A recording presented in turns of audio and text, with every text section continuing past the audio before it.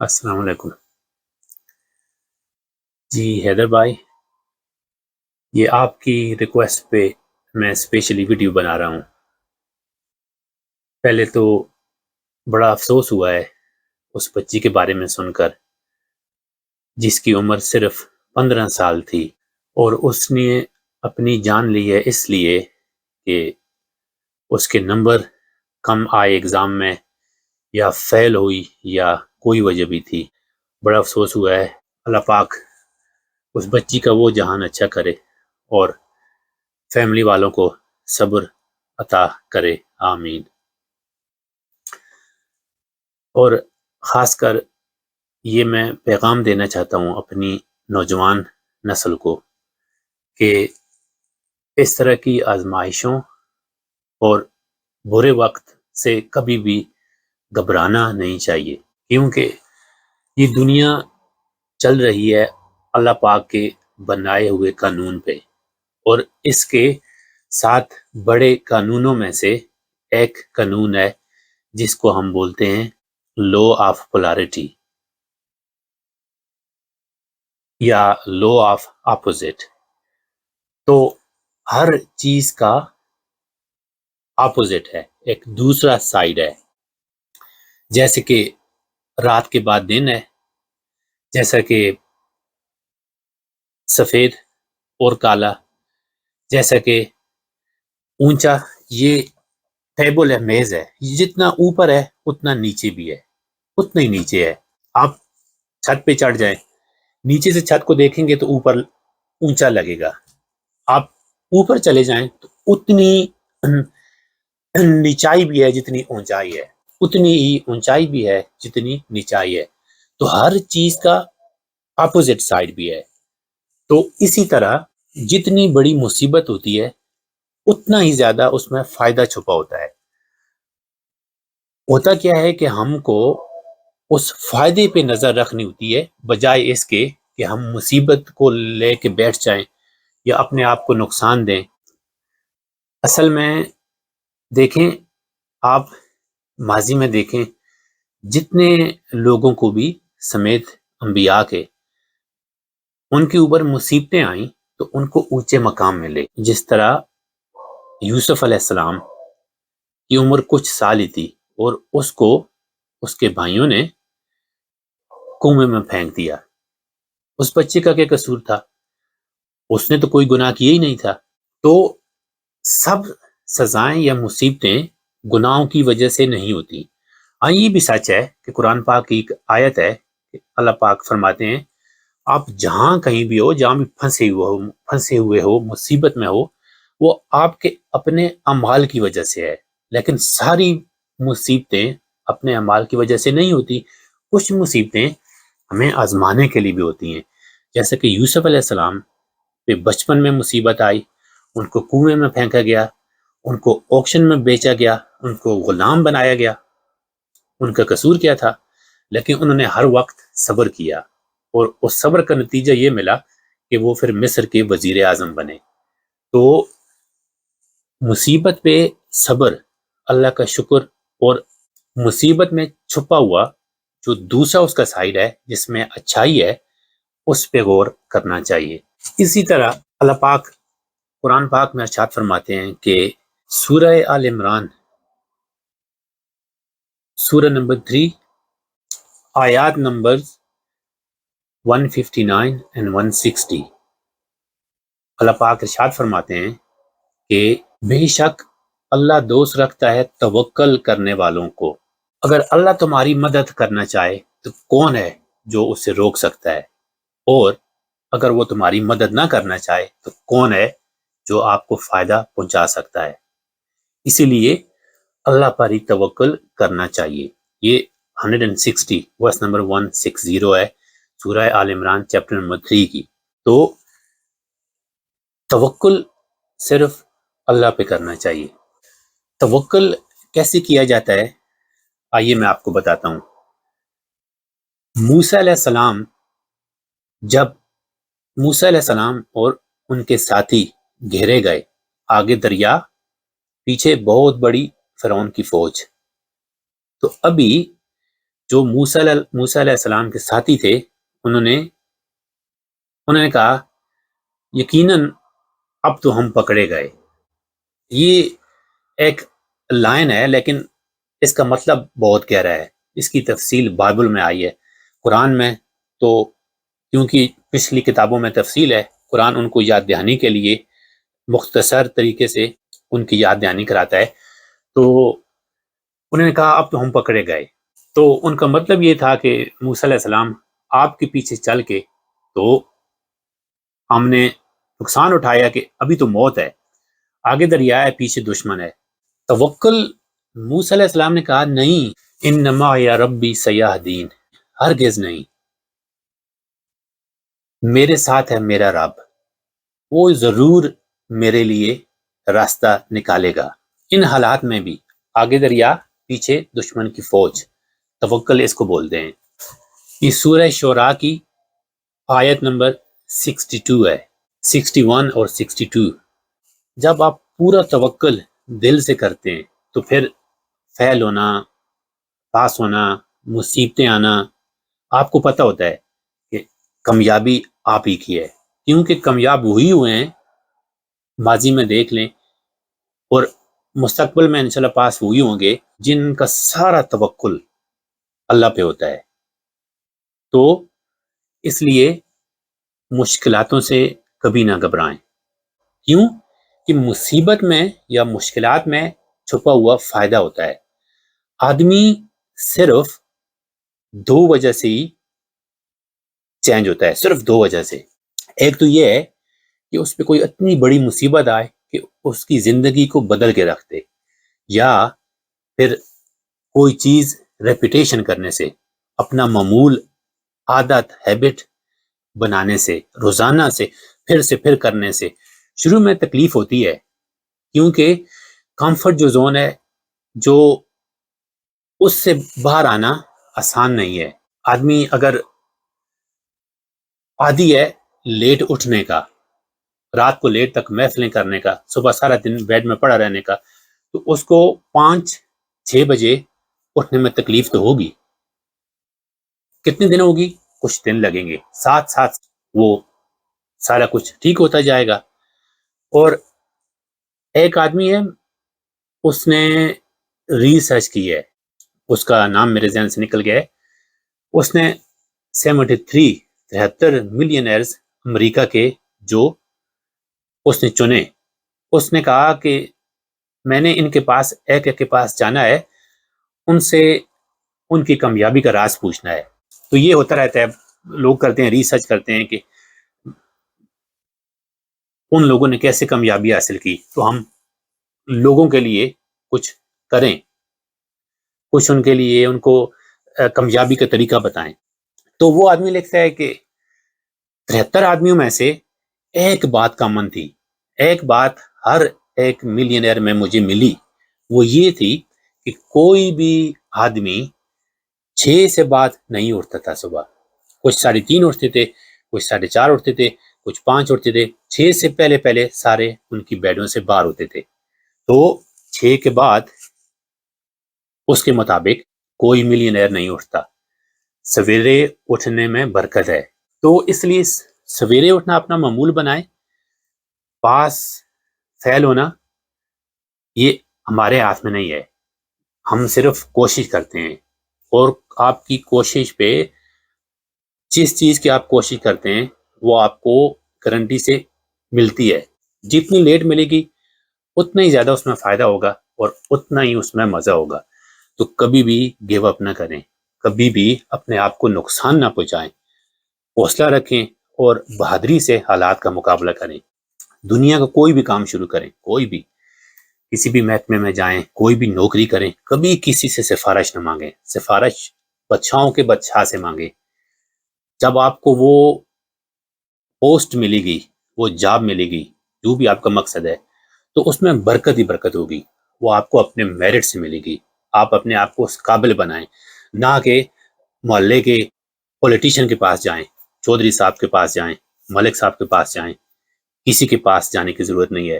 اس طرح کی جاب آپ کو صرف ذلت ہی دلائے گی، کبھی آپ کامیاب نہیں ہو سکتے. کامیابی چاہتے ہو تو اپنے آپ کو قابل بناؤ، میرٹ پہ لے جاؤ، اور اپنے میرٹ پہ جو آپ کا حق ہے اس جاب کے لیے اپلائی کرو اور مدد اللہ سے مانگو۔ ہم نے اپنے ملک کو بدلانے کے لیے، چینج کرنے کے لیے سب سے پہلے تو کیا کرنا ہے؟ اچھے حکمران کو چننا ہے۔ اگر ہم ایسے آدمی کو چنیں گے جن کی نس نس میں کرپشن بسی ہوئی ہے، جن کو اور کوئی راستہ پتہ ہی نہیں ہے، صرف کرپشن کرنا ہی جانتے ہیں، تو ظاہری بات ہے پھر کچھ چینج نہیں ہوگا۔ بڑا افسوس ہوتا ہے اپنے ملک کے حالات دیکھ کے۔ میں جب یہاں پہ LLB کر رہا تھا تو میری آنکھیں کھل گئیں۔ 3-4 سال انہوں نے ہمارے ذہن میں یہ بات صحیح طریقے سے بٹھا دی کہ every citizen is free until proven guilty. ہر شہری، ہر آدمی آزاد ہے، کوئی اس کو ٹچ نہیں کر سکتا جب تک کہ اس پہ کوئی جرم ثابت نہ ہو جائے۔ الزام نہ لگ جائے، ثابت نہ ہو جائے، ثابت نہ کریں تو کوئی کسی کو ٹچ نہیں کر سکتا۔ پولیس کے بتاؤں، پولیس یہاں کی ایسی ہے، آپ نے اگر کوئی جرم کیا ہے تو اس کا کوئی طریقہ ہے۔ 5 چیزیں ہیں پولیس والے کو آ کر آپ کو بتانا پڑتی ہیں، اس کے علاوہ پولیس والا آپ کو ٹچ نہیں کر سکتا۔ وہ چیزیں کیا ہیں؟ سب سے پہلے پولیس والا آپ کے پاس آئے گا تو وہ آپ کو اپنا نام بتائے گا، اپنا جو اس کا بیج ہے ID بتائے گا، ڈیزگنیٹڈ پولیس اسٹیشن، کون سے پولیس اسٹیشن سے ہے، آپ کا جرم کیا ہے، اور 5واں اس کے پاس مجسٹریٹ کا وارنٹ ہے، یا وہ نہیں ہے تو کوئی پکا ثبوت ہے، اس نے آپ کو کسی کو نقصان، کسی کو مارتے ہوئے دیکھا ہے، کوئی چوری کرتے ہوئے دیکھا ہے۔ یہ 5 چیزیں نہیں بتائے گا تو وہ آپ کو اریسٹ نہیں کر سکتا۔ اگر اس نے کر لیا تو آپ فری ہیں، آپ نے کوئی جرم بھی کیا ہے آپ فری ہیں، کوئی کسی کو یہاں پہ پکڑ کے اٹھا کے لے جا نہیں سکتا۔ انسانوں کی عزت ہے اس ملک میں، اس لیے کہ اس ملک میں جمہوریت ہے، اس ملک میں لوگ چنتے ہیں ان لوگوں کو جو انصاف پسند ہیں۔ پولیس والا آپ کو گرفتار نہیں کر سکتا، لیکن اگر آپ نے کوئی قصور کیا ہے، آپ نے کوئی اسٹیبنگ کی ہے، کوئی اسٹیلنگ کی ہے، کسی کو چاقو مارے ہیں، کوئی چوری کی ہے، اس کے پاس ثبوت ہے، یہ نہیں کسی نے کہہ دیا کہ وہ جو آدمی جا رہا ہے اس نے چوری کی ہے یا اس نے کوئی برا کام کیا ہے، اس نے اپنی آنکھوں سے دیکھا ہے یا اس کے پاس مجسٹریٹ کا وارنٹ ہے، تب وہ آپ کو گرفتار کر سکتا ہے۔ اگر آپ نے کچھ نہیں کیا یا آپ نے کچھ کیا ہے، اس کے پاس ثبوت نہیں ہے، یا کوئی شک کی بنا پر چوری ہوئی ہے، آپ وہاں سے جا رہے ہیں، تو وہ آپ کے پاس آئے گا تو وہ آپ کا کوئی بھی نام ہے، اگر آپ راشی ہیں ویسے مثال دے رہا ہوں، راشد ہیں یا کوئی بھی ہیں، وہ آپ کے پاس آئے گا اور وہ آپ کو بولے گا، آپ کا نام لے گا یا آپ کی توجہ اپنی طرف دلانے کی کوشش کرے گا۔ آپ اس کو جواب نہ دینا چاہیں تو وہ آپ کو بلا نہیں سکتا، صرف اتنا کر سکتا ہے کہ آپ کے کاندھے پہ یا کہیں پہ ہلکا سا آپ کی جو ہے نا کنسنٹریشن، آپ کو اپنی طرف توجہ دلانے کے لیے، متوجہ کرنے کے لیے وہ آپ کو ہلکا سا ٹچ کر سکتا ہے۔ پھر بھی آپ جواب نہ دینا چاہیں تو قانون آپ کو مجبور نہیں کرتا کہ اس پولیس والے کے ساتھ سوال و جواب کریں، تو یہ یہاں کا قانون ہے۔ تو اس لیے اگر ہم چاہتے ہیں کہ ہمارے ملک میں بھی ایسا قانون ہو تو ہمارے پاس ہے عمران خان، ایک نیک آدمی ہے، اچھی سوچیں ہیں اس کی، وہ آپ کے لیے کچھ کرنا چاہتا ہے۔ اگلی بات ہے، اس میں کوئی شک نہیں ہے کہ ہمارے ملک کے حالات بہت خراب ہیں، اور یہ جو ملک چلتے ہیں یہ ٹیکس پہ پیسے بھی چلتے ہیں۔ ٹیکس کیا ہوتا ہے؟ ہر آدمی جو کام کرتا ہے، یہاں پہ ہر کسی کو کام کرنا پڑتا ہے، یہاں کا ماحول ایسا ہے، آپ کو کام کرنا پڑتا ہے۔ تو جب لوگ کام کرتے ہیں تو ہر 100 پاؤنڈ میں، مثال کے طور پر 100 روپے میں وہ جو کماتے ہیں 20 روپے ٹیکس جاتا ہے۔ اس سے کیا ہوتا ہے؟ اس سے آپ کو جو میں نے پولیس کی انصاف والی مثال دی ہے، پولیس آپ کو سیکیورٹی مہیا کرتی ہے، حفاظت کرتی ہے آپ کی. اس سے کیا ہوتا ہے، آپ بیمار ہوتے ہیں، آپ کا اسپتالوں میں فری علاج ہوتا ہے، تو اور آپ کو روڈ اچھے ملتے ہیں اور اس طرح کی سہولیات میسر کی جاتی ہیں آپ کے پیسے سے. تو ٹیکس اچھی بات ہے، لیکن ٹیکس ایسا ہو کہ کوئی ایسا حکمران آئے پہلے وہ آپ کے لیے جو ہے نا کام جابز لائے اپنے ملک میں، پھر لوگ وہ کام شروع کریں. تو ٹیکس ایسا ہے کہ وہ جو 20 روپے آپ دیں گے 100 میں سے، کہ وہ لگتا ہے کہ جو بیمار لوگ ہوتے ہیں، ڈسیبل ہوتے ہیں، بوڑھے ہوتے ہیں، وہ ان کی فلاح کے لیے بھی استعمال ہوتا ہے، تو اس کو آپ کا ثواب ملتا ہے. تو انشاءاللہ ہمارا پاکستان بھی بہتر ہوگا، لیکن اس کو ہم کریں گے. کیسے کریں گے؟ اپنی ووٹ سے کریں گے، اپنا دماغ استعمال کریں. کبھی بھی کوئی کام بھی سفارش کی یا کسی کو خوش کرنے کے لیے نہ کریں، میرٹ پہ کریں. اور آپ کو کوئی بھی کام کرنا ہے، کوئی بزنس کرنا چاہیں، کوئی جاب تلاش کر رہے ہیں، تو کسی وڈیرے کو، کسی بھی پاور میں آدمی کو، کسی کو بھی سفارش کے لیے نہ بولو، اپنے اللہ کو جو ہے نا بولو. تو کوشش کرو، محنت کرو، اور آپ کو جو چیز بھی آپ کو چاہیے وہ آپ کو ملے گی. یہ میں نہیں کہہ رہا ہوں، یہ قرآن کے الفاظ ہیں. اللہ پاک فرماتے ہیں کہ جو چیز بھی آپ نے مانگی وہ آپ کی ہو گئی. ایک دفعہ بھی آپ نے مانگی وہ آپ کی ہو گئی. لیکن آگے ایک شرط ہے، شرط یہ ہے کہ آپ بھی پھر اللہ پاک کی بات مانیں. آپ نے جو مانگا وہ تو آپ کو ہو گیا، لیکن اگر آپ آگے جو ہے نا چوریاں کریں گے، ڈرگ بیچیں گے، لوگوں کو تکلیفیں دیں گے، تو ظاہری بات ہے پھر یہ دنیا چلتی ہے. میں نے ایک قانون آپ کو بتایا تھا، لا آف پولارٹی، ایک قانونوں کا قانون ہے، سب سے بڑا قانون مانا جاتا ہے law of cause and effect. جو بھی آپ کر رہے ہیں، جو بھی ہر ایکشن کا نیوٹن نے کہا تھا ایک ری ایکشن ہوتا ہے، اس کا آپ کو صلہ مل رہا ہے. کسی کے لیے اچھا کر رہے ہیں تو وہ اچھائی آپ کو واپس آ رہی ہے.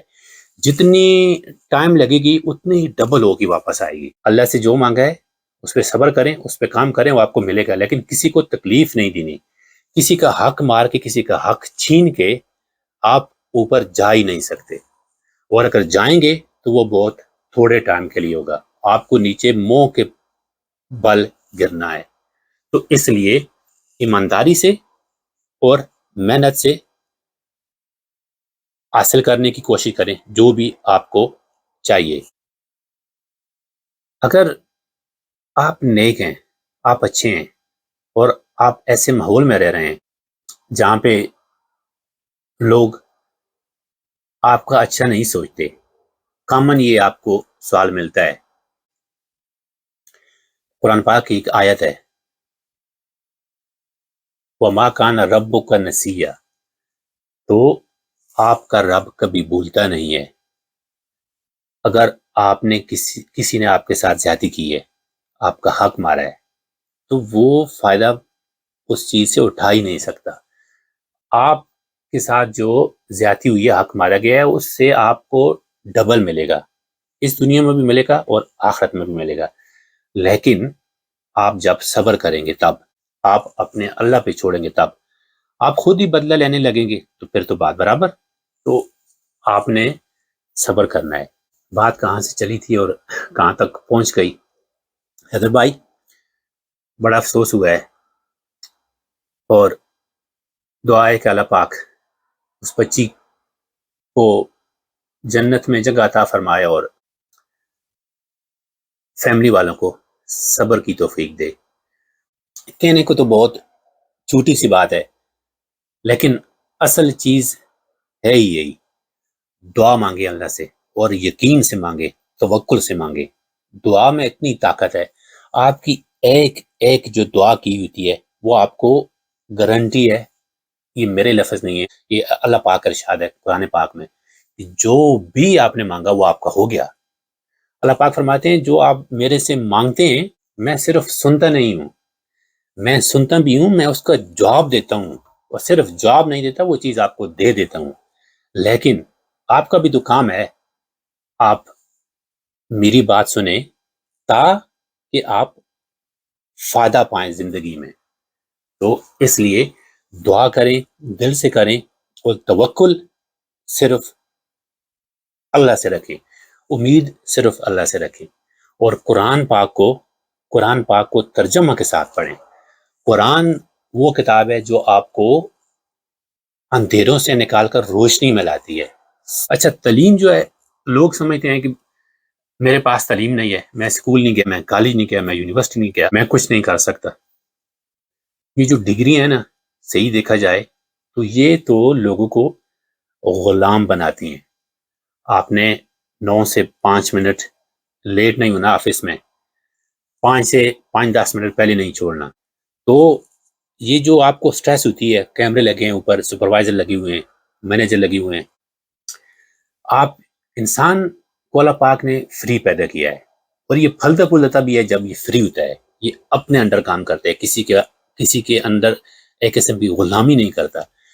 جب آپ کو رکاوٹ آپ کے سر پہ آ جاتی, جب آپ کا سر چھت سے اوپر نہیں جا سکتا, تو پھر آپ وہیں پہ دب جاتے ہیں. آپ کی گروتھ, آپ کی نشو و نما, آپ کا اونچا جانا بند ہو جاتا ہے. تو آپ پھلتے پھولتے تبھی ہیں جب آپ آزاد ہوتے ہیں.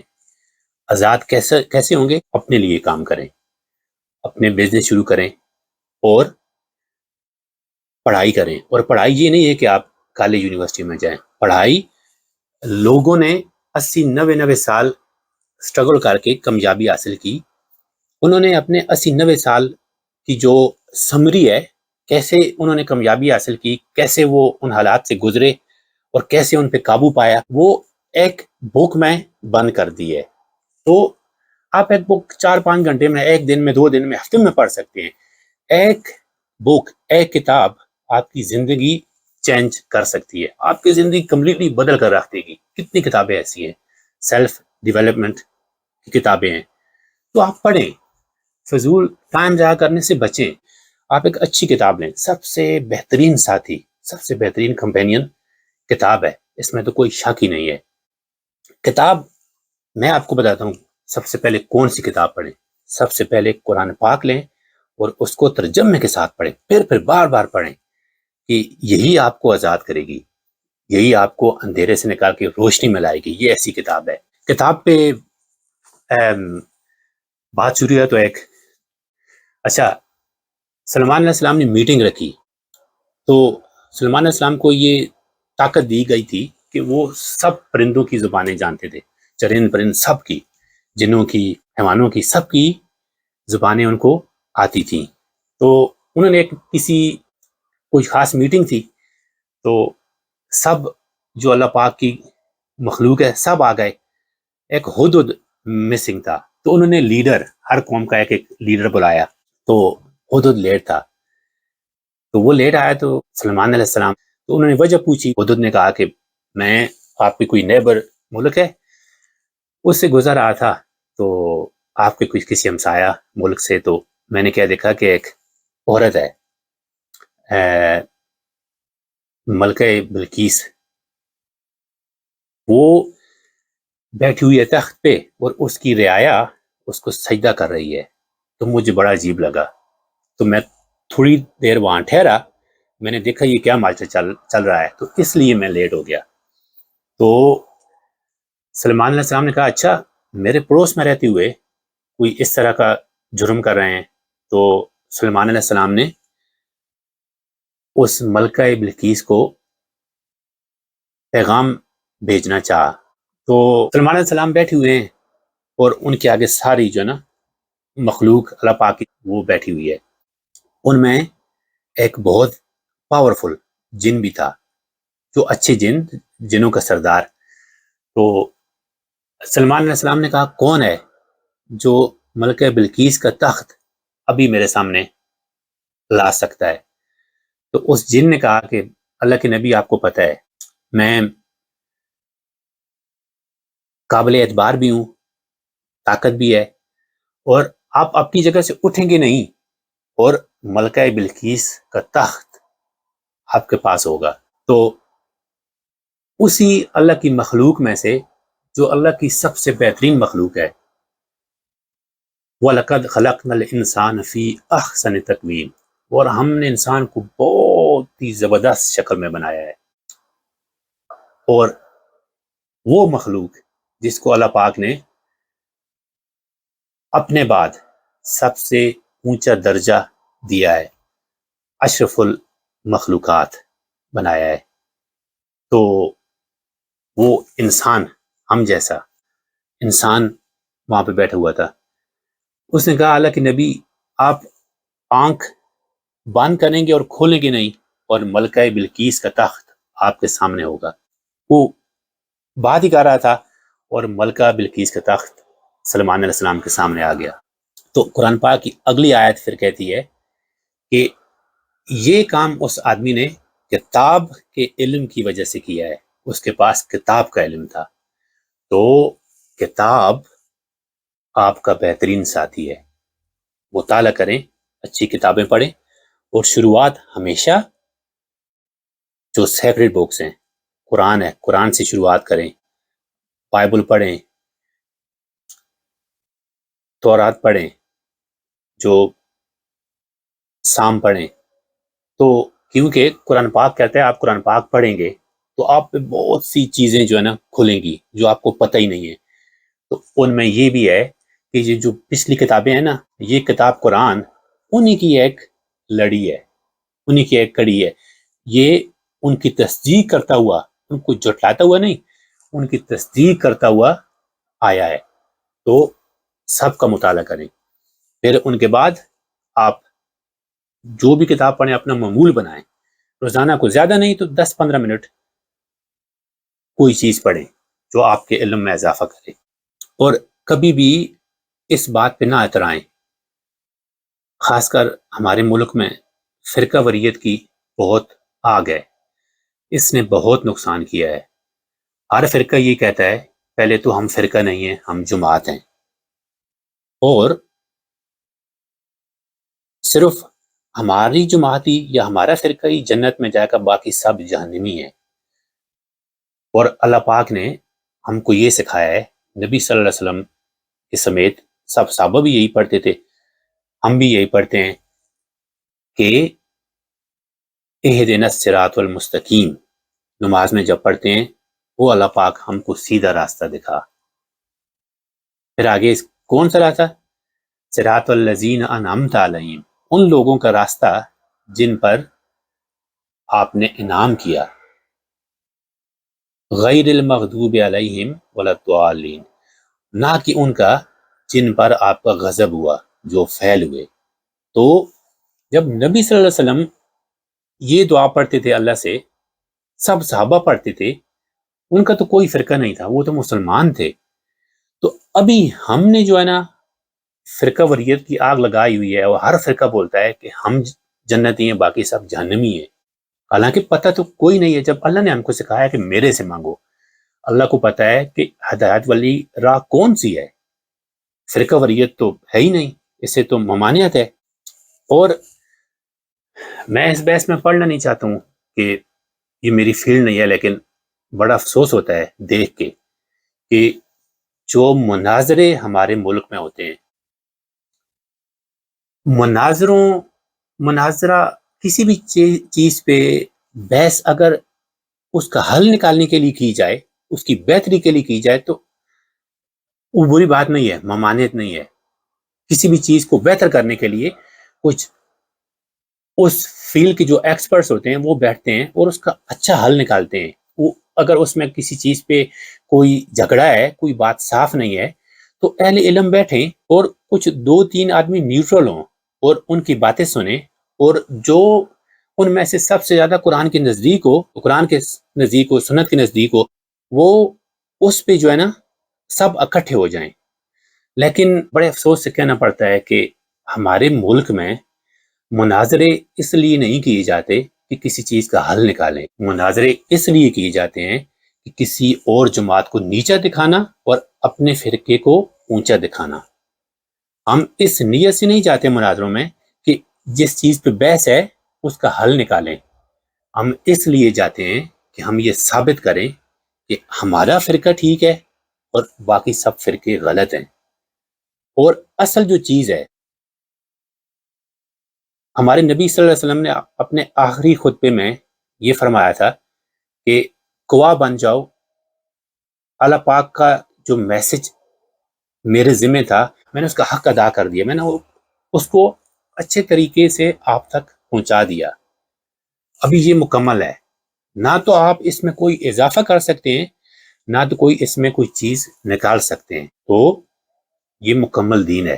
تو اگر کوئی بحث مباحثہ ہوتا بھی ہے تو وہ اس نظر سے، اس سوچ سے کریں کہ اس کی وجہ سے ہمارے اسلام میں، ہمارے ملک میں، ہمارے ماحول میں اس سے بہتری آئے گی، نہ کہ ڈنڈے لے کے جائیں کہ ہم نے اگلے کو غلط ثابت کرنا ہے اور اپنے آپ کو ٹھیک ثابت کرنا ہے۔ یہ تو کوئی طریقہ نہیں ہے۔ تو اپنی جو ہے نا سوچ بروڑ رکھیں، کھلی رکھیں، اگلے کی بات بھی سنیں، اور بعض اوقات آدمی کسی چیز پہ ویسے ہی ڈٹا ہوا ہوتا ہے، ہو سکتا ہے اگلا آدمی آپ سے بہتر سوچ رکھتا ہو، اس کے پاس کوئی بہتر جو ہے نا سورسز ہوں، لاجک ہو، تو سنیں اور اس کا حل نکالیں۔ باقی کسی کو غلط ثابت کرنے کی کوشش نہ کریں، نہ کہ کسی پہ انگلیاں اٹھائیں، کیونکہ میرا ماننا یہ ہے کہ جو لوگ بھی لگے ہوئے ہیں، خاص کر جو اہل علم ہیں، دین والے ہیں، ان کی زندگیاں صرف ہوئی ہیں، تو وہ جان بوجھ کے اپنے ساتھ بھی برا کیوں کریں گے؟ جان بوجھ کے تو کوئی فرقہ واریت میں نہیں جاتا، جس طرح دیوبندی ہو گئے، بریلوی، جماعت اسلامی والے ہو گئے، اہل حدیث ہو گئے، اور جتنے بھی فرقے ہیں، شیعہ حضرات ہو گئے، وہ جس گھر میں، جس ماحول میں پیدا ہوئے ہیں، وہ وہی کتاب میں پڑھیں گے جو ان کے گھر میں پڑھی ہوئی ہیں، جو ان کے والدین پڑھ رہے تھے، تو یہ تو عام سی بات ہے، ان کے پاس تو وہی علم ہوگا جو ان کو سکھایا گیا ہے، تو اس میں لڑنے کی ضرورت تو نہیں ہے۔ ہر کوئی اپنی جگہ پہ ٹھیک ہے، وہ اپنے طریقے سے کر رہا ہے، اگر کوئی آدمی سمجھتا ہے، کوئی فرقہ سمجھتا ہے کہ ہم ان سے بہتر ہیں، تو ثابت کریں، اپنے اخلاق سے کریں، اور لوگ آپ سے متاثر ہو کر آپ کی جماعت کو جوائن کریں، بجائے اس کے کہ ہم دوسرے پہ جو ہے نا اپنی سوچ پھونسیں۔ تو ایک میں آپ کو مثال دیتا ہوں، بڑی عام سی مثال ہے کہ یہ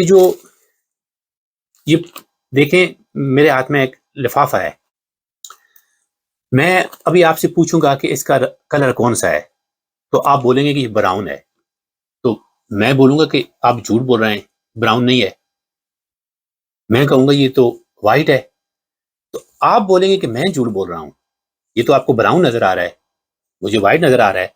یہ دیکھیں، اسی طرح ہر آدمی ٹھیک ہے، جو کچھ کر رہا ہے، خاص کر دین کی خدمات کر رہے ہیں، ان کے پاس وہی علم پہنچا ہے، انہوں نے وہی سیکھا ہے، وہ اپنے طریقے سے کر رہے ہیں، تو ٹھیک ہے، کرنے دیں ان کو۔ اگر بحث مباحثہ ہو تو ایک دوسرے کو غلط ثابت کرنے کے لیے نہیں، ایک دوسرے سے سیکھنے کے لیے، اپنے علم کو بڑھانے کے لیے، بہتر کرنے کے لیے کریں، اور اس کا اچھا اختتام کریں، اس سے کوئی سیکھ کے جائیں، بجائے اس کے کہ اس کا خاتمہ لڑائی پہ ہو، مار کٹائی پہ ہو۔ تو اسی طرح ہر آدمی جو کچھ اس کے سامنے ہے، سفید ہے یا براؤن ہے، وہ اسی پہ عمل کر رہا ہے، اسی حساب سے چل رہا ہے۔ میرے خیال میں اگر ہماری امت اکٹھی ہوگی تو صرف ایک ہی طریقہ ہے اس کو اکٹھا کرنے کا، قرآن پہ، اور صحیح طریقہ بھی یہی ہے، قرآن پہ اور سنت پہ ہم اکٹھے ہو سکتے ہیں۔ اس کے علاوہ تو بابا جی اور بزرگوں کی کہانیاں تو بڑھتی ہی جاتی ہیں۔ تو قرآن اللہ کا جو کلام ہے وہ سب سے پہلے ہے، اس کو سب سے پہلے رکھنا ہے۔ عرب کو دیکھ لیں، ان کی تو زبان ہی عربی ہے، ان کے تو بچے جاتے ہیں، جب وہ تراویح پڑھتے ہیں یا نماز پڑھتے ہیں تو ان کو سمجھ آ رہی ہوتی ہے، مولانا صاحب کون سی تلاوت کر رہا ہے، وہ تلاوت میں کیا کہہ رہے ہیں. ہم کو بدقسمتی سے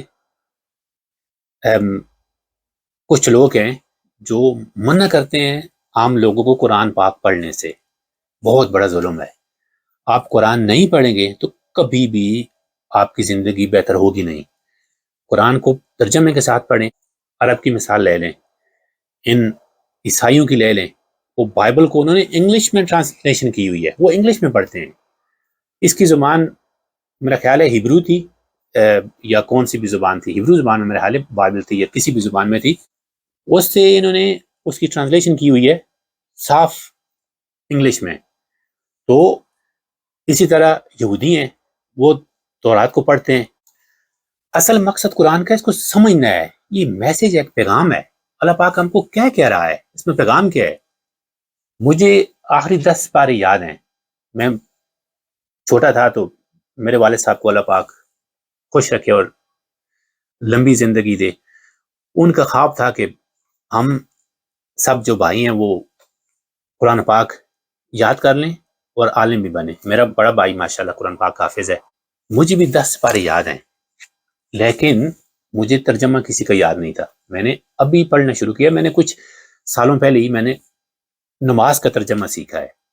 تو نماز میں ہم کو پتہ ہی نہیں ہم کیا پڑھ رہے ہیں. اہدنا الصراط المستقیم، وہ اللہ پاک ہم کو سیدھا راستہ دکھا.